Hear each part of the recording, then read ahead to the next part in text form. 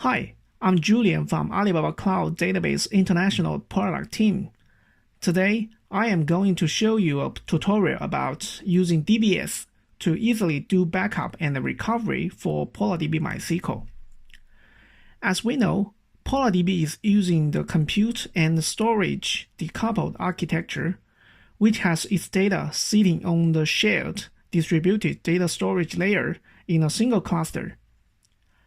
Actually, PolarDB itself relies on the snapshot mechanism to do the native backup and recovery, which is fast and efficient. In this part, I'm not going to deep dive into the PolarDB native backup and recovery mechanism. Instead, I'm going to show you another backup and recovery approach by using the DBS, which is the database backup service. This solution is very agile and easy to hands-on.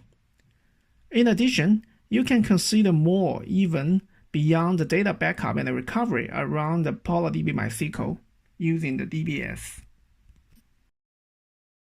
There are several advantages for using the DBS on PolarDB MySQL.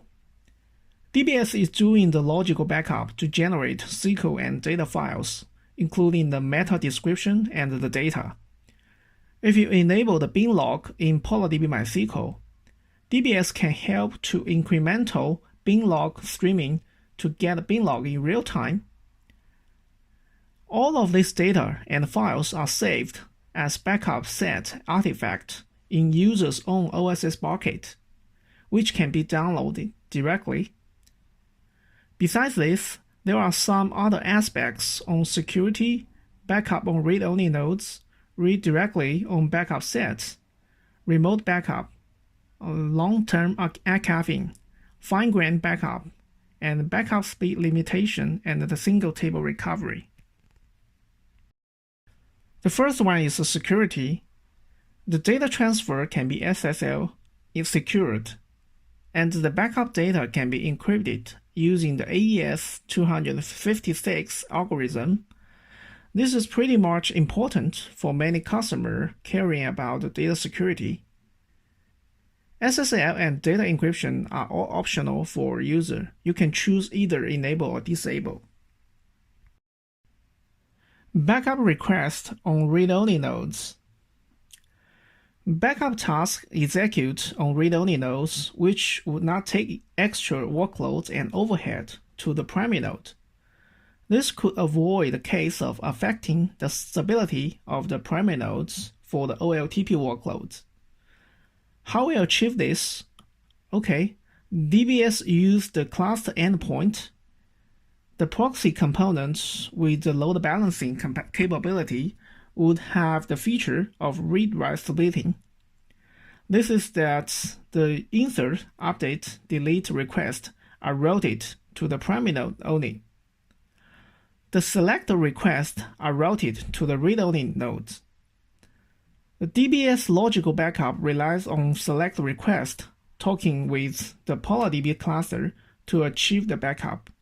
So in this way, DBS backup workloads will not affect the primary nodes for the key business workloads. Query the full backup data. DBS backup both the full data and incremental binlog for PolarDB MySQL into the OSS. If you are familiar with the data lake scenario, OSS is the data lake storage on cloud. We have the serverless query service called the Data Lake Analytics.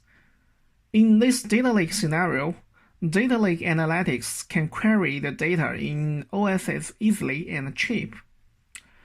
So, for the full backup datasets, which lives in the OSS, no need to recover the backup sets. It supports the SQL query directly on the backup set in OSS via this Data Lake Analytics service. Currently, full backup data can be queried. The incremental binlog could not be queried in this scenario. Long-term archiving. Since the backup storage is based on the OSS, we support retention time up to 5 years. By default, the backup datasets first goes into the OSS standard storage, and it is automatically transferred to infrequent access and the archive storage after a certain period, respectively. The OSS storage is relatively cheap, and it is very good for the long-term backup archiving. Fine-grained backup and recovery. Different from the PolarDB's native snapshot backup, DBS supports a single table, single database, multiple databases, and the entire PolarDB instance backup in different granularity. And for the recovery, it supports the single table recovery, so you no need to recover entire PolarDB instance, which shortens the recovery time a lot for many application scenarios. This fine-grained backup and recovery gives the business application or the DBA great flexibility. Backup split limit. When configuring the DBS backup task, there is a configuration to specify the internal task concurrency. You can specify more internal concurrent tasks or less to speed up or limit the whole backup task speed, which could effectively reduce the impact of backup on database performance. Okay, after we talk about the advantages of DBS backup and recovery solution over PolarDB MySQL, this is a big diagram that we could see more clear. Region 1 is the main region where the storage happens. DBS could backup and recover for PolarDB MySQL, install the DB on ECS and RDS. Backup datasets are stored in the OSS. As we mentioned, user can query the full backup data directly using the data lake analytics.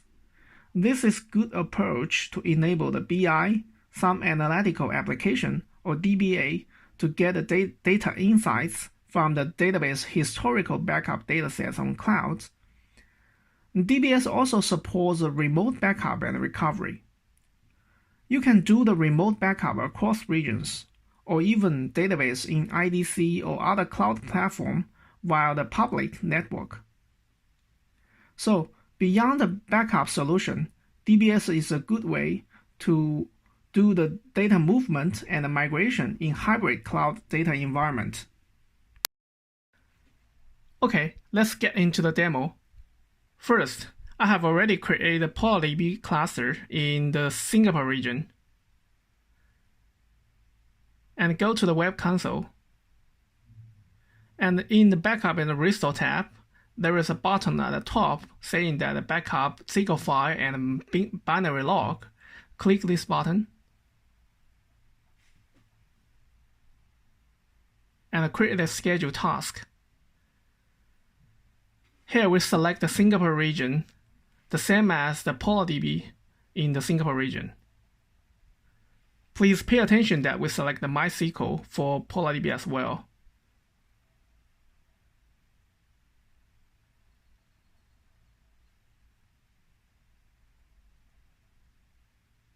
And place the order here.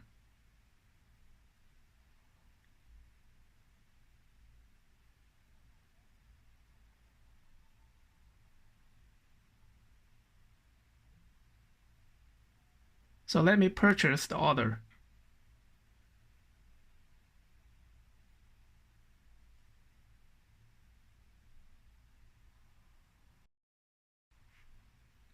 And then go to the DBS console.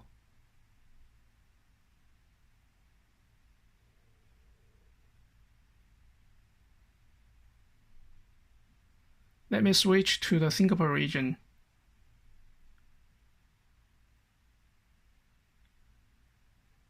Here we have a new database backup schedule task. And let's configure the backup schedule task. So in the database location, let's select the PolarDB instance.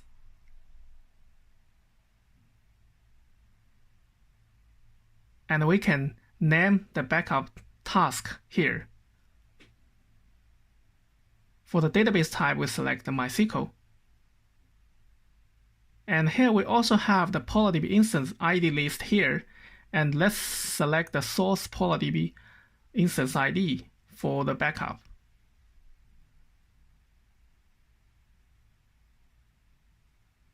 For instance region, we'll select Singapore and also input the database accounts and the password and test the connection.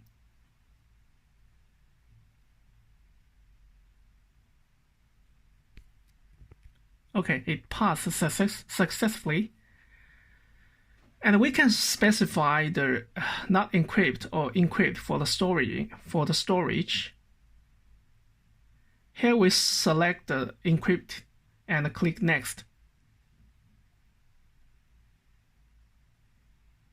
At this step, we can select the backup object.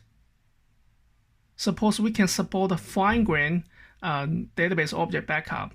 In this demo, we select the whole database.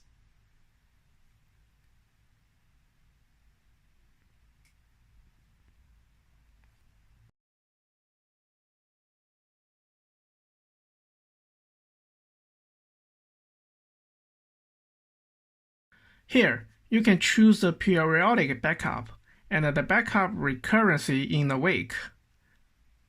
Backup start time for each day. Comparing with the periodic backup, single backup can be triggered.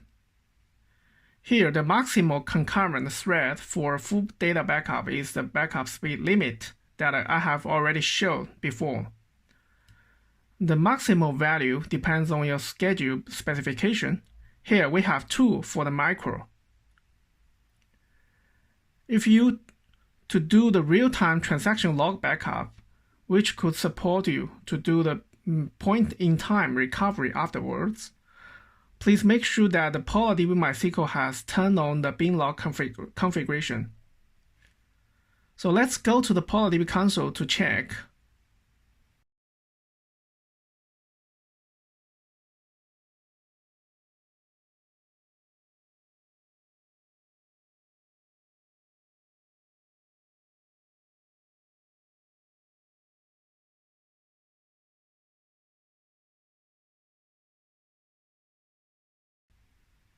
The parameter name is the loose polar log bin.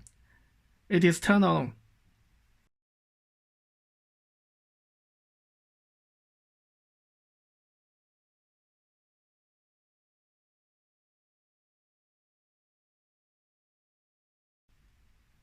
Another thing is that if we want to make sure that backup requests only sent to the PolarDB read-only nodes, then we should make sure that the cluster endpoint configuration is set properly. The configuration is the offload reads from primary nodes. Okay, it is on.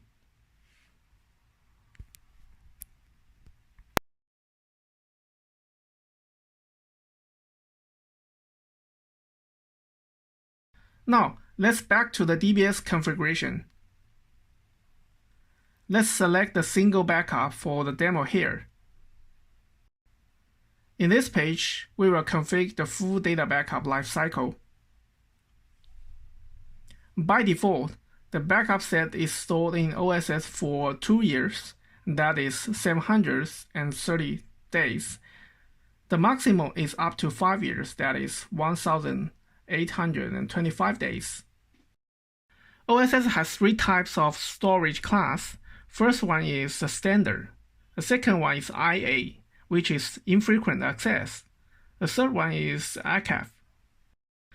The data is transferred to the infrequent access after 180 days and transferred to the archive after 1 year. Please change the duration accordingly.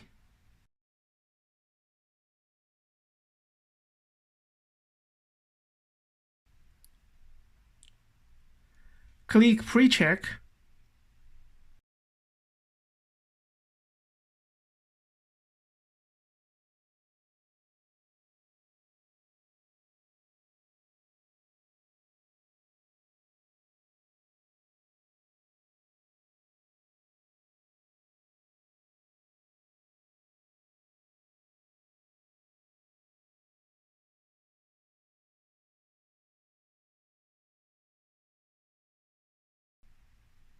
After the pre-check succeeded, click Start Task.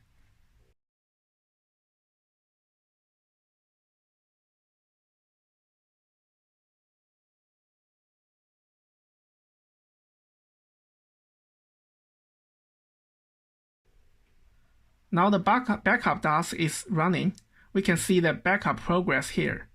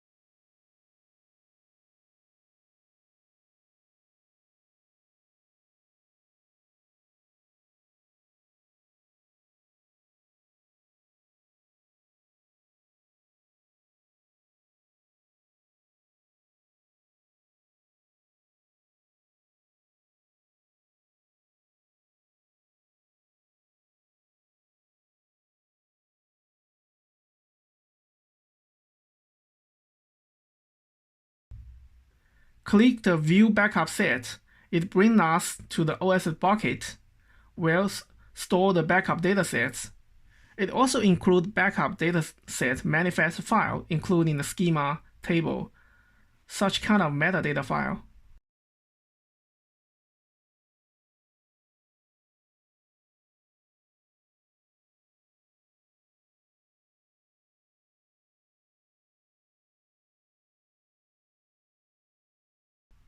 Let's download to see the contents.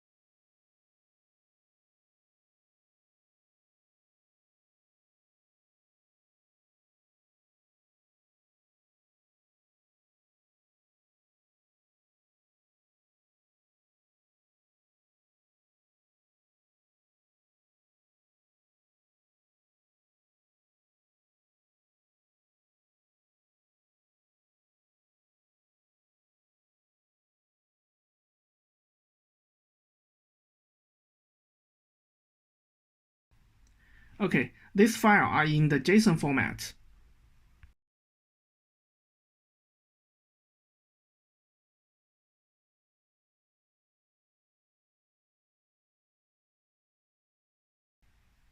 Okay, let's back to the DBS Web Console. The backup task has completed successfully.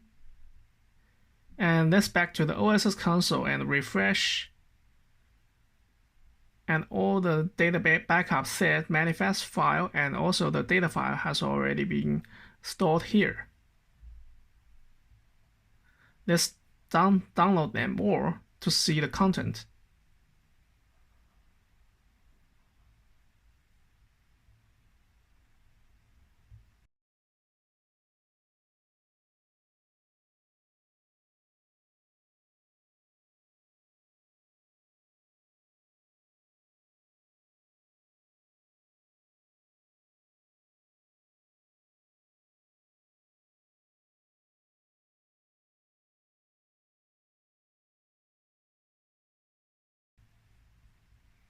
And also we have a lot of JSON file describe the metadata, including the data type, data, and also the column name.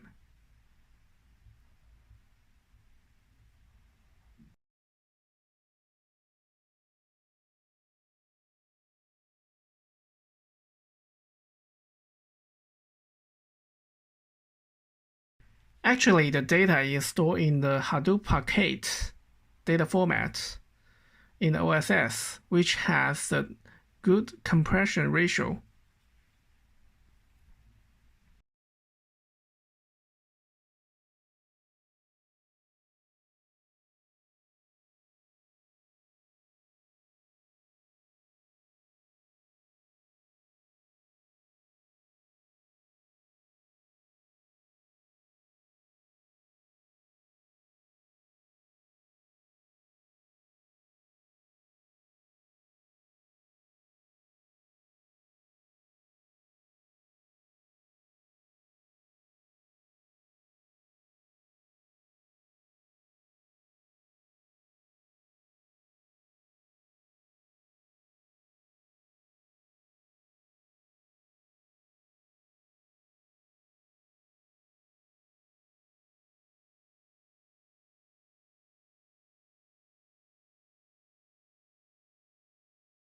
Let's go back to the DBS Web Console and let's create a periodic backup task here.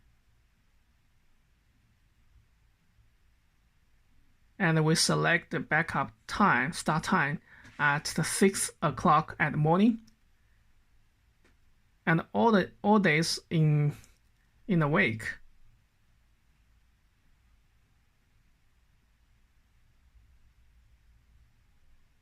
And click to start the backup now.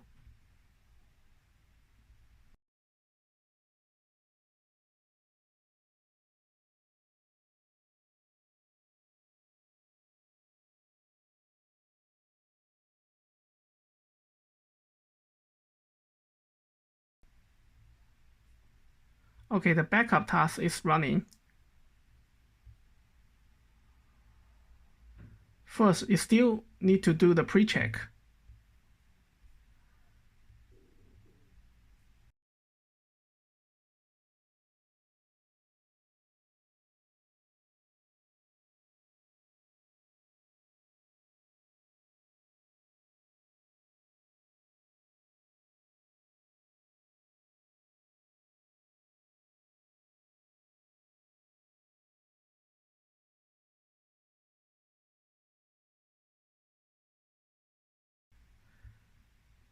After the pre-check successfully, you can see the full data backup procedure for the first time.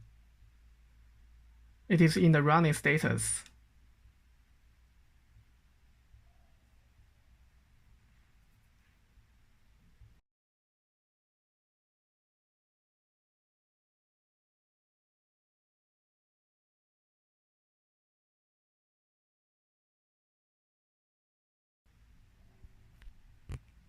Also, since we have enabled the transaction log backup, that is the incremental data backup. So let's start an external application to continuously insert the data into the PolarDB to see what happened for the incremental data backup here.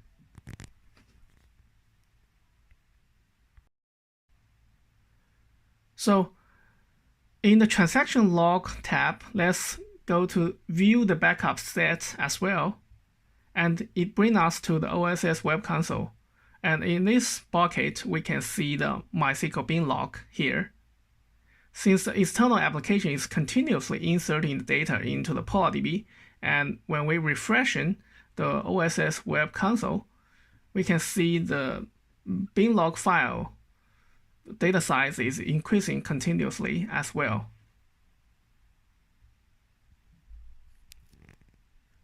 The DBS is streaming the MySQL binlog from the PolarDB into the OSS as the incremental data backup set. As we mentioned before, in the data lake scenario, since the DBS used the OSS as the backup dataset storage, OSS is the data lake store in the data lake scenario, so we can query the full data backup via the data lake analytics. So in the DBS Web Console, in the full data backup entry, click Query Backup Set, and it will bring us to the Data Lake Analytics console to query the full data set.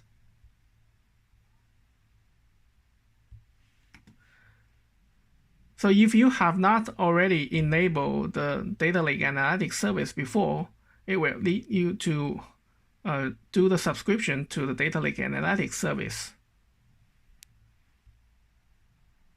Since we have already enabled it before, so it will lead us to the web console directly, and all the table has already created mapping to the full data backup sets in the OSS, and then you can just select the target table and just query it. So it's very convenient when you are writing the standard query to query the full data backup in the OSS. And also you can download the result file as a CSV into your local machine.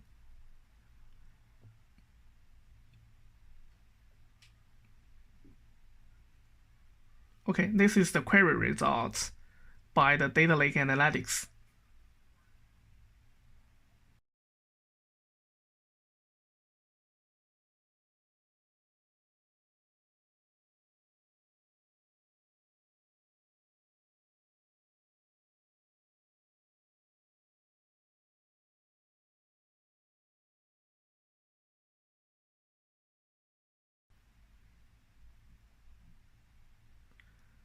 This is another full data backup set query by the data lake analytics.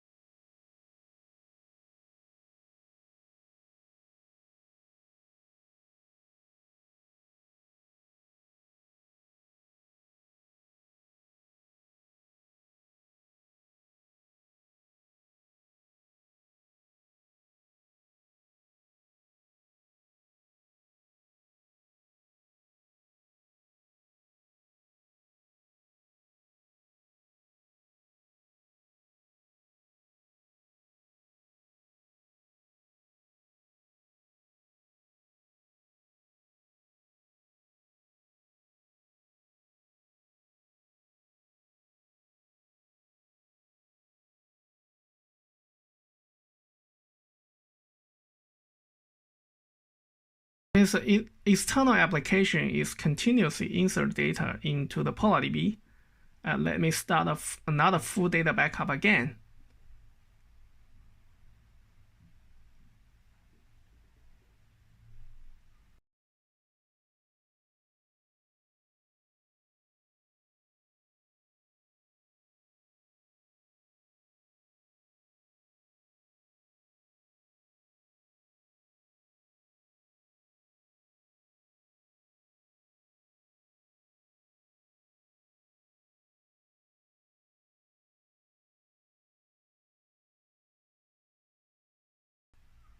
And after it has been completed, let's query the backup set.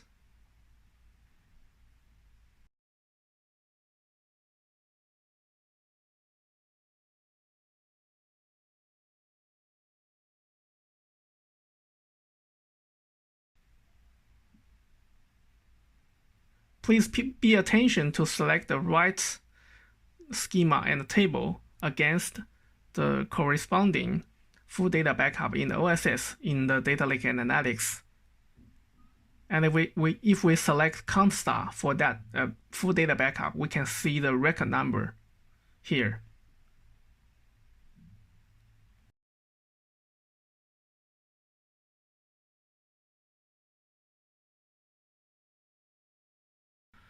Now let's take a look at the restore scenario.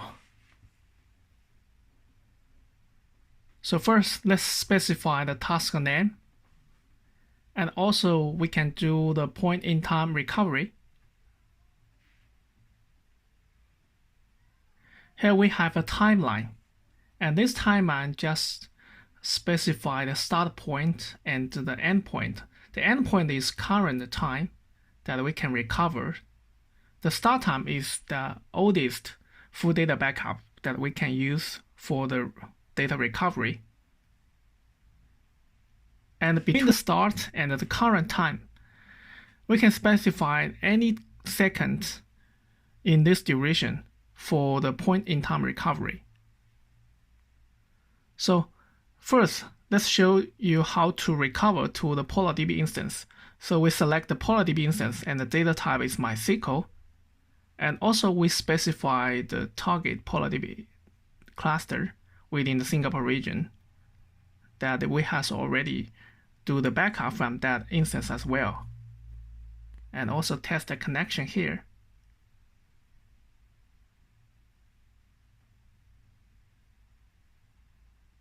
And click Next.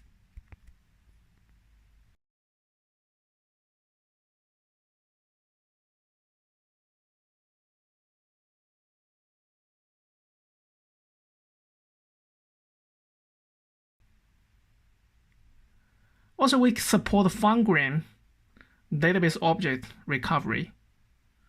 So for the demo, let me recover the whole database.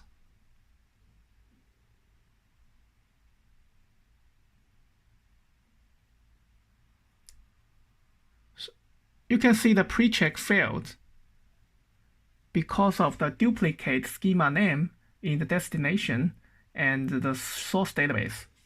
So that's because there is already have the same target database in the PolarDB cluster as the target database.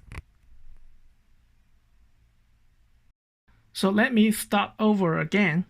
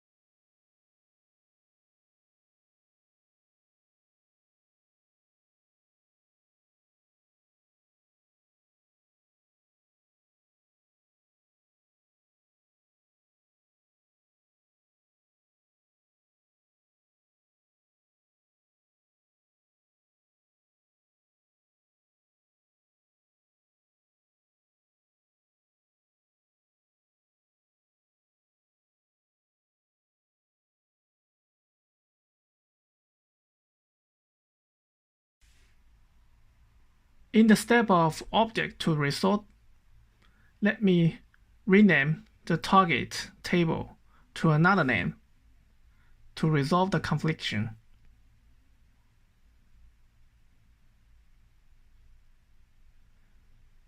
Now the pre-check step passed successfully. And let me start a task.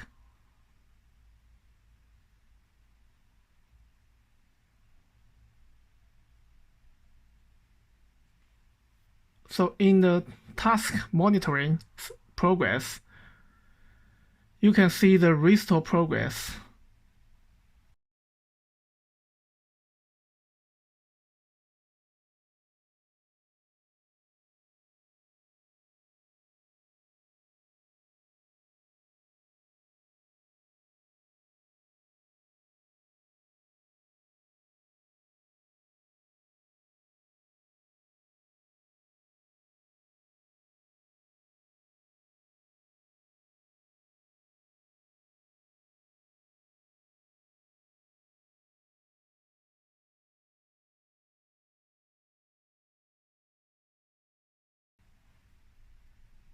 Let me go to the PolarDB for the target recovery database.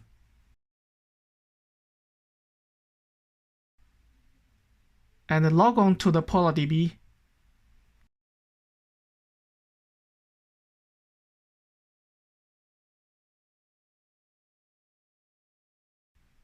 We can see the table that we recovered from the backup dataset. Test table from DBS.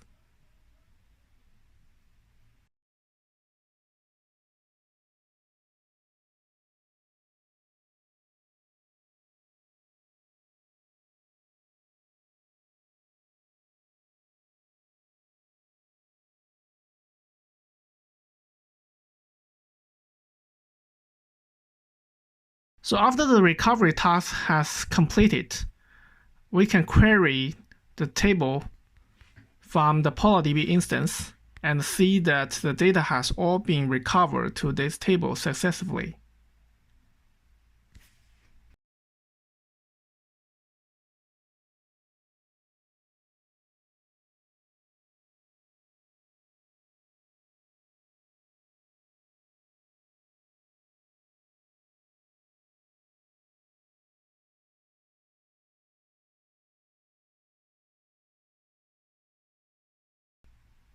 And besides PolarDB for MySQL, we can also recover the data from the full data backup to the RDS instance.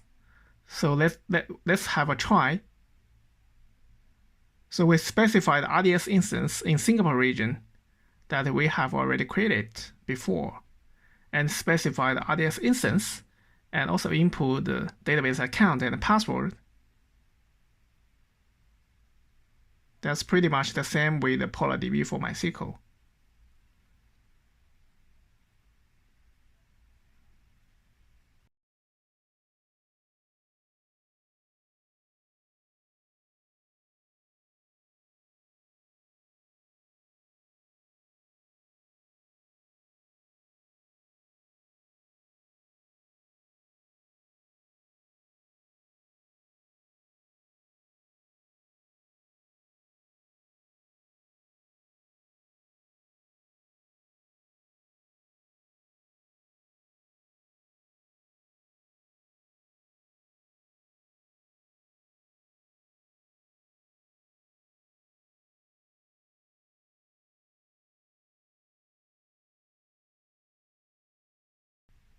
And also pay attention that when you configure an object to restore, you need to change the recovery table name to resolve the conflict in the target RDS instance.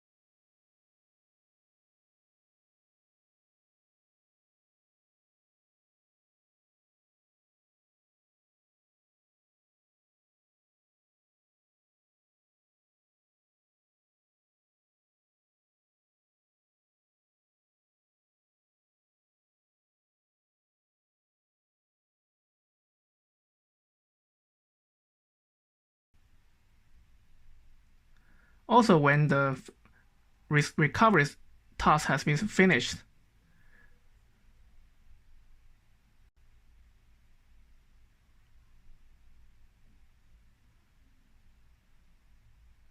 let's log on to the RDS to see the recovery data.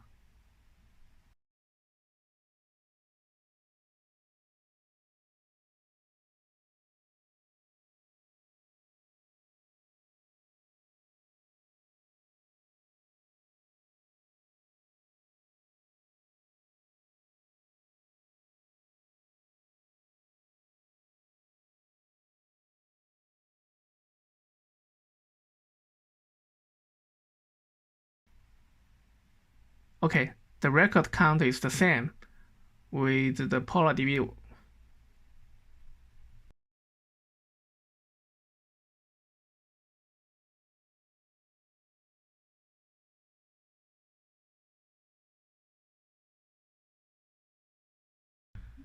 And as we mentioned before, we can also do the data recovery to the remote PolarDB or the other databases. So let me have a try. First, let me pull up a PolarDB cluster in the Malaysia region and prepare the accounts, whitelist, and also the environment.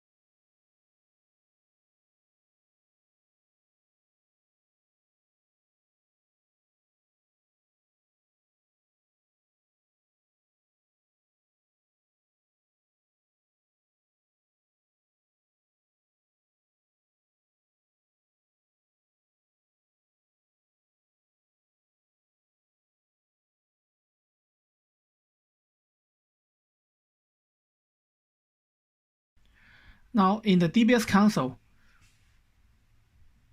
let's go to do the restore database. And in the task name configuration, we change the task name.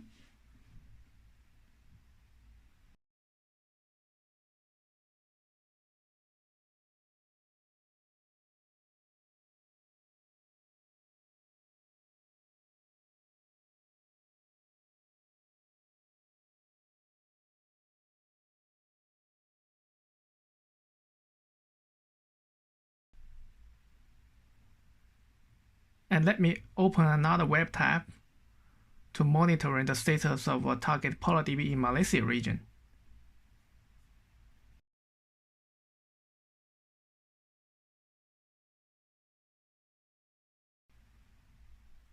Also here, since we do the database recovery across the region, so we need to open the public endpoint for that Malaysia region PolarDB.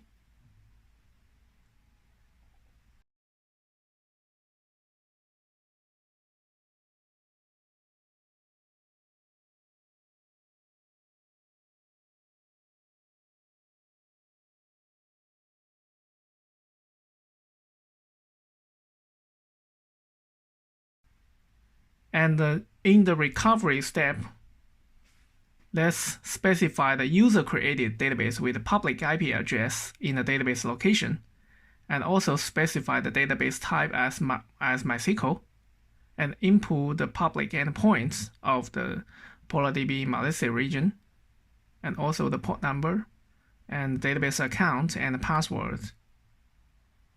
And test connection. It passed successfully.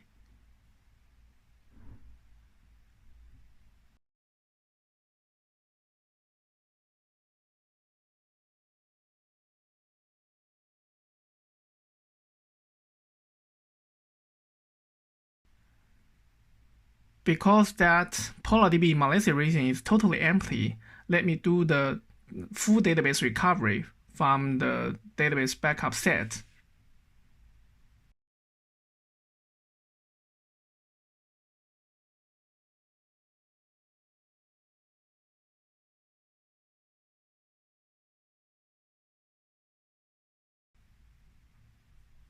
So the pre-check passed successfully. And let's monitor the backup progress.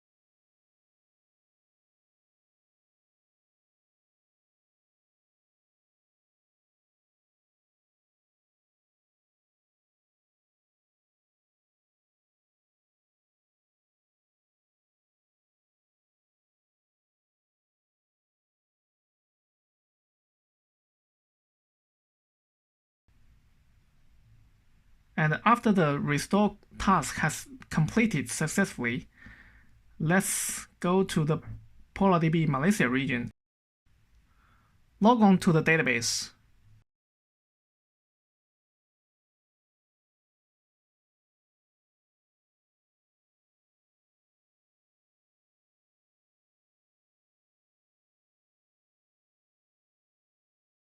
We can see that the database and the table has been recovered successfully.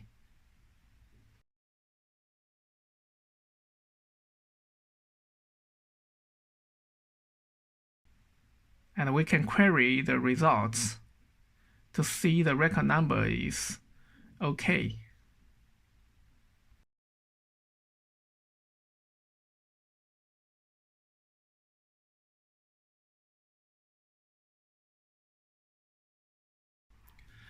Okay, that's all for the demo. Now, let's recap the topic via this diagram again. In Region 1, DBS could do the backup and recovery for the PolarDB MySQL, install the DB on ECS and RDS. Backup datasets are stored in OSS. As we mentioned, user can query the full backup data directly using the data lake analytics. This is a good approach to enable the BI, some analytical application, or DBA to get the data insights from the database historical backup datasets on clouds. DBS also supports remote backup and recovery, so you can do the remote backup across regions or even the database in IDC or other cloud platform via the public network. So beyond the backup solution, DBS is a good way for data movements and migration in the hybrid cloud data environments. That's all for the tutorial today. And for the database information about PolarDB, DBS, and Data Lake Analytics, please scan the QR code for more information. Thank you for your time. Bye-bye.